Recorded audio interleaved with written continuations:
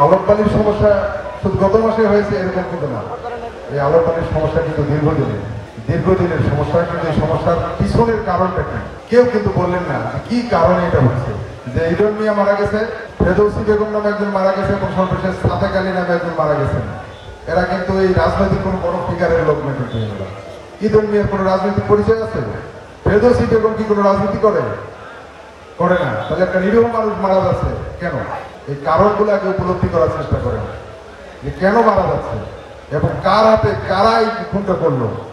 আপনারা তো এলাকার লোক, আপনারা কেন বলতে ভয় পাচ্ছেন? আপনাদের বলতে হবে। আমরা প্রকাশ্যে বলতে না পারলে গোপনে বলেন, আমাদেরকে মেসেজ দিয়ে সহযোগিতা করেন। এর ঘটনার পিছনের ঘটনা জানতে হবে। আদারওয়াইজ এইভাবে বক্তব্য দিয়ে যাবো, গরম বক্তব্য দেবো, শুধুমাত্র দোষারোপ করবো। দোষারোপ নয়, এটা একটা স্থায়ী সমাধান দরকার।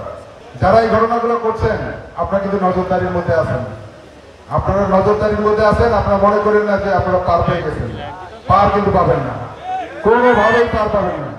এটা আমি একদম আপনার স্পষ্ট করে বললাম। আপনি কোন মতের হবেন, কোন দলের হলেন আমার দেখার দরকার নেই। আপনার পরিচয় শুধু সন্ত্রাসী। আপনি জীবনহানি করেছেন। আপনি 3 জন মানুষকে হত্যার জন্য আপনারা যারা দায়ী তাদেরকে আমরা খুঁজে বের করবই এবং আইনের আওতায় আমরা আনবই। এটা আমাদের প্রতিজ্ঞা। আমরা শান্তি দৃষ্টিতে অবৈধ অস্ত্র উদ্ধার থেকে শুরু করে যা যা করা দরকার সব কিছুই করবো।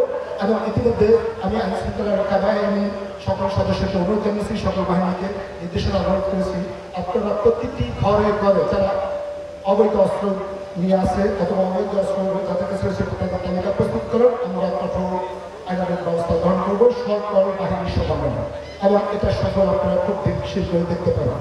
আপনারা যাতে নিরাপদ থাকেন, নিরাপত্তা যাতে নিশ্চিত হয় সে বিষয়ে আমরা সকল ব্যবস্থা গ্রহণ করবো। আর রাজনীতি সহাবস্থানের বিষয়ে বলা হয়েছে, আমরা সরকারি যারা দায়িত্বে আমরা আপনাদের এখানে অতিথি, কেউ 1 মাস, কেউ 6 মাস, কেউ 1 বছর, 5 বছর, আমরা কিন্তু অনেক কিছু বিস্তারিত চলে যায়। এখানে সবকিছু নিশ্চিত করবে আপনাদের থেকে নির্বাচিত বা আপনাদের সাথে যারা একসাথে থাকেন, জনপ্রতিনিধি, রাজনীতিবিদ, সমাজকর্মী আপনারা যদি সকলে একসাথে হয়ে কাজ করেন তাহলে এখানে অশান্তি কখনোই আসতে পারবেন না।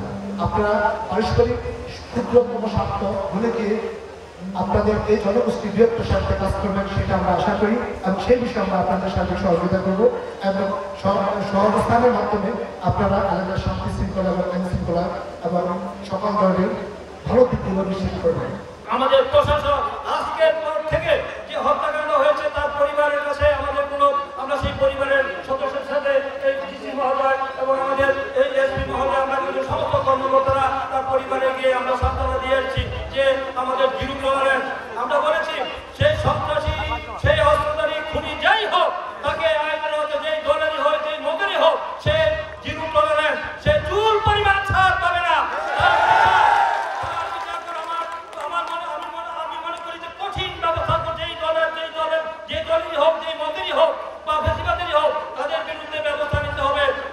কিছুদিন আগে একটি কথা বলেছিলাম, কদিন আগে আমাদের একটি নিউজ আমরা আমার দেশ পত্রিকা একটি হেডলাইন বেরিয়েছিল এবং সামাজিক দিগকে গিয়েছিল।